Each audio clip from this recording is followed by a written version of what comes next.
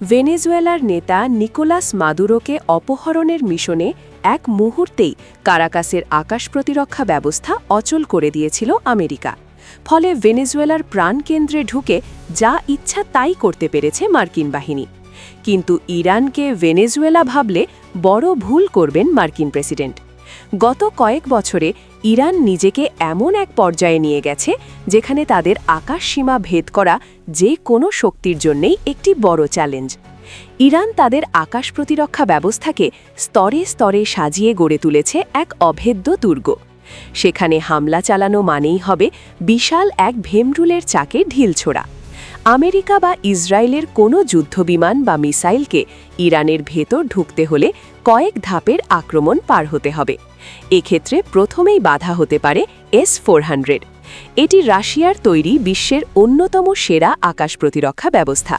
তবে ইরান তাদের নিজস্ব প্রযুক্তিতে তৈরি বাবার 373 নিয়ে বেশ গর্ব করে। তাদের দাবি এটি রাশিয়ার S-300-এর চেয়ে শক্তিশালী এবং অনেক ক্ষেত্রে S-400-এর সমকক্ষ।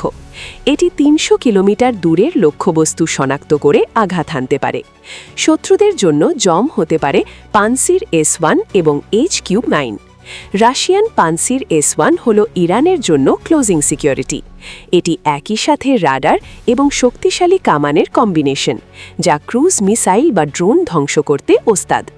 অন্যদিকে চীনের প্রযুক্তিতে অনুপ্রাণিত HQ-9-এর মতো সিস্টেমগুলো অতি উচ্চতার আক্রমণ প্রতিহতে বেশ কার্যকর। এছাড়া আয়াতুল্লাহ খামেনির হাতে আছে বেশ কিছু ট্রাম্প কার্ড। এর মধ্যে অন্যতম খোরদাদ 15। এটি একসাথে 6টি লক্ষ্যবস্তুকে ট্র্যাক করতে পারে। মার্কিন গ্লোবাল হক ড্রোন ভূপাতিত করার পর থেকে ইরানের এই সিস্টেমগুলোর ওপর বিশ্বের নজর বেড়েছে। ইরান কেবল মিসাইল ছোড়ে না, তারা জ্যামিং প্রযুক্তিতেও অনেক এগিয়ে। মার্কিন ড্রোন RQ-170 অক্ষত অবস্থায় নামিয়ে এনে তারা এর প্রমাণ দিয়েছিল। মাদুরো আর খামেনির পরিস্থিতির মধ্যে বড় পার্থক্য হল দেশীয় প্রযুক্তি এবং ভৌগোলিক বিস্তৃতি। ভেনেজুয়েলার প্রতিরক্ষা ব্যবস্থা ছিল মূলত আমদানি নির্ভর, যা সাইবার অ্যাটাক বা ইলেকট্রনিক ওয়ারফেয়ারের মাধ্যমে অকেজো করা সহজ। কিন্তু ইরান তাদের বেশিরভাগ হার্ডওয়্যার এবং সফটওয়্যার নিজেরাই তৈরি করে, ফলে বাহিরের দেশ থেকে সুইচ টিপে তাদের সিস্টেম অচল করা প্রায় অসম্ভব। আমেরিকা বা ইসরায়েলের ইরানে হামলা চালানো মানেই বড় এক বোকামি। পাহাড় বেষ্টিত ইরান তাদের রাডার এবং মিসাইল ব্যাটারিগুলো এমনভাবে লুকিয়ে রেখেছে যে একবারে সব ধ্বংস করা অসম্ভব। এই বহু স্তর বিশিষ্ট দেশীয় প্রযুক্তির প্রতিরক্ষা ব্যবস্থার কারণে ইরান এক দুর্ভেদ্য দুর্গে পরিণত হয়েছে।